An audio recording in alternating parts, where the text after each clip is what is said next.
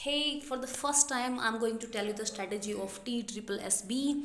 I'm also going to follow that. Okay, इससे पहले मैं वीडियो स्टार्ट करूँ, अगर आपको वीडियो अच्छी लग रही है और आपको थोड़ी बहुत मेरा पढ़ाने का स्टाइल बताने का स्टाइल पसंद आ रहा है, ठीक है, वो कुछ ना कुछ सीखने को मिल रहा है, मुझे थोड़ा बहुत मोटिवेट होने का मौका मिला, तो प्लीज़ लाइक एंड सब्सक्राइब कर दे वीडियो को। ओके, आज हम बात करने वाले हैं TSSB की, जिसमें कि पहले क्या सिस्टम होता था। यहाँ पे आपके दो पेपर रहते हैं, एक जनरल पेपर रहता है, दूसरा आपका सब्जेक्ट कंसर्न रहता है। तो इसमें होता क्या है, सुनिए ध्यान से। जो फर्स्ट पेपर था, पहले इसमें क्या रूल था कि भाई आपको ना जो फर्स्ट पेपर है उसमें 40% लेने कंपलसरी हैं, अदरवाइज आपका सेकंड पेपर चेक नहीं होगा। But recently government has change some rules. क्या चेंज हुआ है रूल में, उन्होंने ये बोला है, देखिए कि अगर आप फर्स्ट और दोनों पेपर करते हैं, उन दोनों में आपको ना 120 नंबर लेने ज़रूरी हैं, ठीक है। ये 200 का होगा, तो इसमें आपको 120 मार्क्स लेने ज़रूरी हैं, ठीक है। उसके बाद आपका क्वालिफाई माना जाएगा, ठीक है। आप वहाँ से 20 ले ले, वहाँ से 100 ले ले, या आप 66 ले लें, it's up to you only, ठीक है। अच्छा, one more thing I want to share with it. अब वो मुझे नहीं पता कि अभी वो सिस्टम आएगा कि नहीं आएगा, इससे पहले जो होता था वो आप सुनिए। इसमें क्या होता है, हमारे पास 5 सब्जेक्ट रहते हैं, देखिए, हिंदी, इंग्लिश, मैथ्स, रीजनिंग, और हमारा बच गया है जीके, ठीक है। ये सब के सब हमारे 20 मार्क्स के होते हैं, तो ये 100 का हमारा बनता है पेपर, राइट। तो अब देखिए, हम बात करते हैं हमारी पर्टिकुलर सब्जेक्ट की। देखिए, अपना जो मेन सब्जेक्ट है उसकी तो तैयारी सबके सब करते ही हैं, लेकिन मेन दिक्कत कहाँ आती है, लोग जो फर्स्ट पेपर उसको छोड़ देते। देखिए, अगर आपको सिलेक्शन चाहिए, अब ये कंडीशन हटा दी गई है, जिससे पहले ना आपने अगर 100 प्लस लिए, 104, 105, 110 तक अगर आपने लिए तो आपका सिलेक्शन हो सकता था। क्यों? क्योंकि फर्स्ट पेपर में लोग तैयारी करते ही नहीं थे, ठीक है। और जैसे हाँ, मैं क्या बता रही थी कि जैसे आपने एक पोर्शन को अटेम्प्ट किया, फॉर एग्जांपल आपका सबसे पहले जीके पोर्शन आता है, ठीक है। जीके पोर्शन आपने किया और उसमें से आपको 2 ही क्वेश्चन आते हैं, आपने नेक्स्ट पे जंप कर दिया, ठीक है। अब आपको लग रहा है कि चलो मैं फिर से जाके देख लेता हूँ कि भाई कितने क्वेश्चन मुझे डाउट है, कितने क्वेश्चन मैं कर सकता हूँ, कितने क्वेश्चन मैं नहीं कर सकता। तो जब आप पहले पे जाना चाहोगे तो ये आप नहीं कर पाओगे।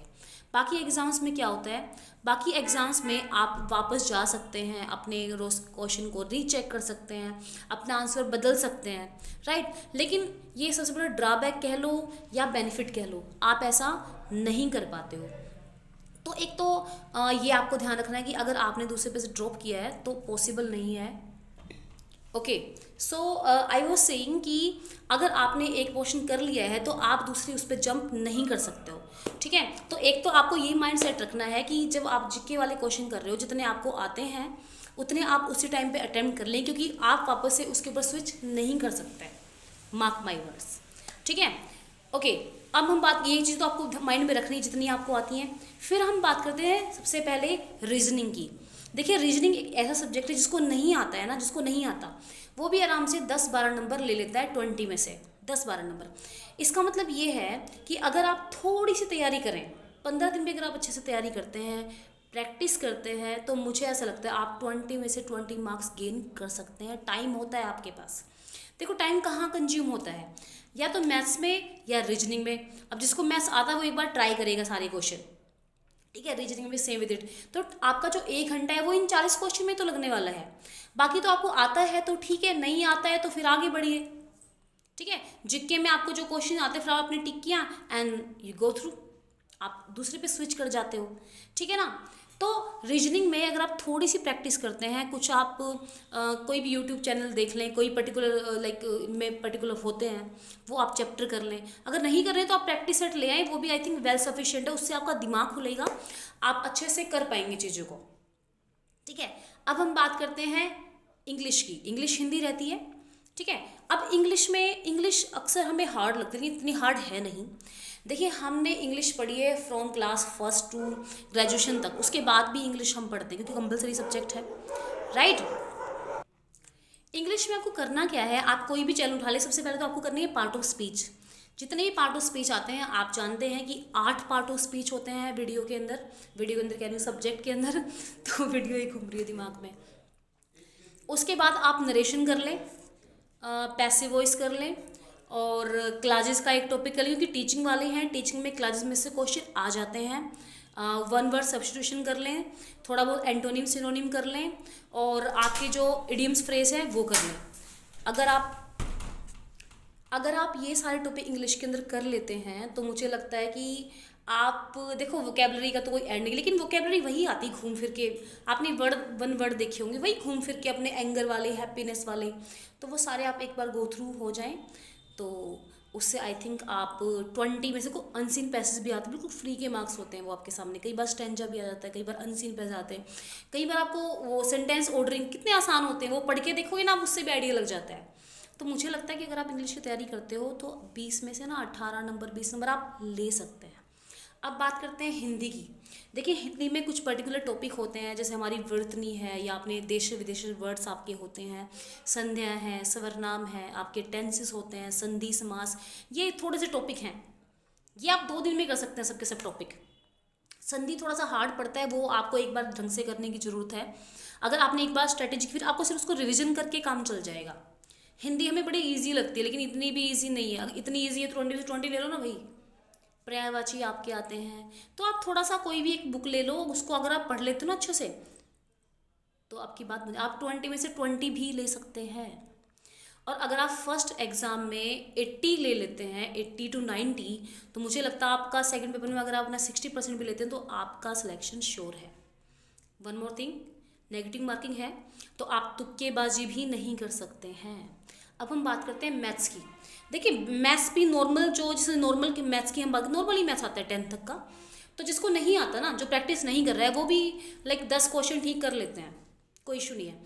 तो अभी आपके पास टाइम है, एक मंथ में जो बाकी जो टॉपिक हैं, जैसे ये वर्क एंड टाइम वाले आता है, और आपका CISI आता है, आपका वो पाइप सिस्टम वाले आते हैं, ठीक है, वो परसेंट क्या रेशो होता है ना, दूध मिल्क वगैरह वाले, वो क्वेश्चन आते हैं। तो आप बड़े अच्छे अच्छे टीचर्स पढ़ा रहे हैं, लाइक वो रैंकर्स गुरुकुल वाले सर हैं, बहुत ज़बरदस्त पढ़ाते हैं। I am huge fan of that sir of maths. तो आप उनकी क्लासेस ले लें, बहुत अच्छे तरीके से आपको एक क्वेश्चन करने के 10 तरीके बता देंगे, तो आपको जो तरीका अच्छा लगता है उसको चूज़ कर लें, उसको हेल्प आपको मिल जाएगी। तो देखो, मेरा मैथ्स ना बहुत वीक होता था, अगर मुझे मैथ्स आ सकता है तो देखो मुझे लगता है कि किसी को भी मैथ्स आ सकता है। इट्स जस्ट थोड़ा सा डेडिकेशन चाहिए, थोड़ी सी कंसिस्टेंसी चाहिए, दैट्स इट। मैथ्स की हम बात कर रहे हैं। जिक्के की बताती हूँ। देखो, जिक्के हम पहले ही हार मान लेते हैं, मैं खुद हार मान लेती हूँ, देखिए, लेकिन इस बार मैं जरूर पढ़ूंगी, ठीक है। देखो, जिक्के में हार नहीं माननी, नहीं तो देखो कुछ कुछ तो वहाँ कटेंगे, मैथ्स में कट गए 3-4 नंबर, या 1-2 इंग्लिश में कट गया, 1-2 हिंदी में कट गया। और अगर आपने यहाँ पहले ही हाथ उठा लिए तो मुश्किल से आपके 3-4 नंबर ही ठीक होंगे, तुक्के मारोगे उसमें तो नेगेटिव मार्किंग जाएगी। तो बेस्ट तरीका क्या है, लूसेंट वगैरह की आप बुक ले लें, एक बार उसे गो थ्रू हो लें, रट्टे नहीं मारने, सिर्फ पढ़नी है, वो दिमाग खोल के शांति से एक जगह बैठ के सिर्फ पढ़नी है, दैट्स इट, ठीक है। और एक ले लें आप स्पीडी की, हर ईयर की बुक आती है, जिस भी साल आप दे रहे हैं उस पूरे साल की स्पीडी की एक बुक ले लें, उसमें सिर्फ नजरें निकाल लें। मैं नहीं कह रही कि आप उनको रट्टे मारे लर्न करें, क्योंकि लर्न होता भी नहीं है। देखो, कुछ की एज कम होगी, कुछ की ज़्यादा होगी, अब ज़्यादा एज है यहाँ पर तो ठीक है ना, टीचर्स तो थोड़े से पढ़ पढ़ के पहले से ही, ठीक है ना, तो रट्टे मत मारें। ये सब करने के बाद ये जिक्के का जो सिस्टम आप पढ़ते रहें, ठीक है। करंट अफेयर अब सबसे, और एक और बेस्ट चीज़ है, अगर आप थोड़ा बहुत न्यूज़पेपर पढ़ सकते हैं, और न्यूज़पेपर को मान लो नहीं पढ़ पा रहे हो, आपके घर में टीवी लगा हुआ है, तो जो वो स्पीड में बुलेटिन आते हैं ना, 100 आते हैं, या 150 आते हैं, या 50 आते हैं, या 20 आते हैं, वो स्पीड वाले देख लो, आपको सिर्फ देखना है, दैट्स इट। आपको सिर्फ अवेयर होना, आपको किसको बताना नहीं है, रट्टा नहीं मारना है, ठीक है। अगर आप इतना भी करते हो, so that is more sufficient, more sufficient. अगर आपने ये 3 चीज़ें कर ली, तो मुझे ऐसा लगता है जिक्के में आपको सिर्फ ये देखो, मैंने कहा कि मैं नहीं कह रही कि उसी में से आएगा, आ भी सकता है, नहीं भी आ सकता, आपको सिर्फ अपना कॉन्फिडेंस बढ़ाना है। क्या ना, कई बार ऐसा होता है कि मान लो हमें राइट आंसर नहीं आता, लेकिन उन 3 के बारे में पता है, ठीक है, तो हम एलिमिनेट मेथड से भी उसको कर सकते हैं, तो हमारा कॉन्फिडेंस तो बढ़ता ही है ना साथ में।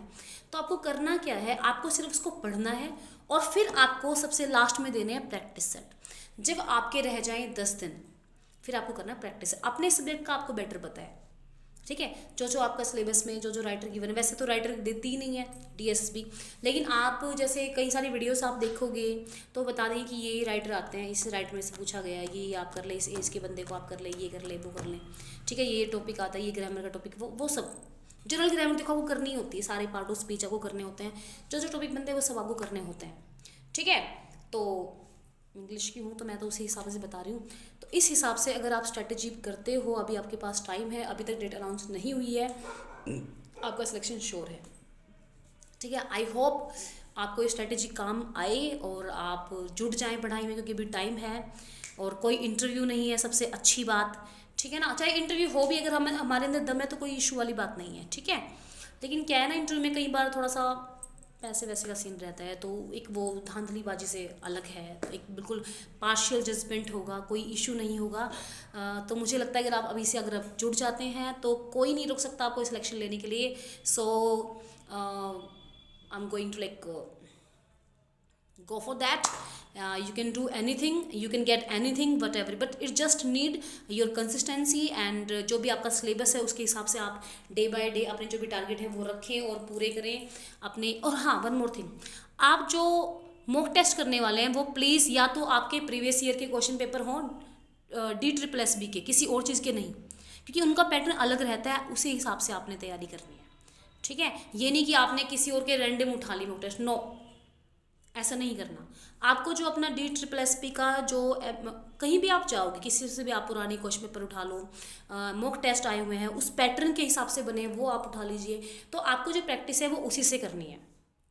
अगर आप ये छोटी छोटी टिप्स मान लेते हैं और जुट जाते हैं, देखिए अभी न्यू सेशन आने में भी टाइम है। ठीक है, अप्रैल में न्यू सेशन स्टार्ट होगा किसी भी स्कूल में, राइट। तो आप अपना बैठ के आराम से पढ़ाई कर सकते हैं और क्या पता न्यू सेशन से आपकी वहीं पे ज्वाइनिंग हो जाए। Okay ji, thank you so much for everything. अगर आपको अच्छी लगी है वीडियो तो लाइक एंड सब्सक्राइब कर दे, और ऐसी और वीडियो के लिए like my channel and bell the icon. Okay ji, bye bye.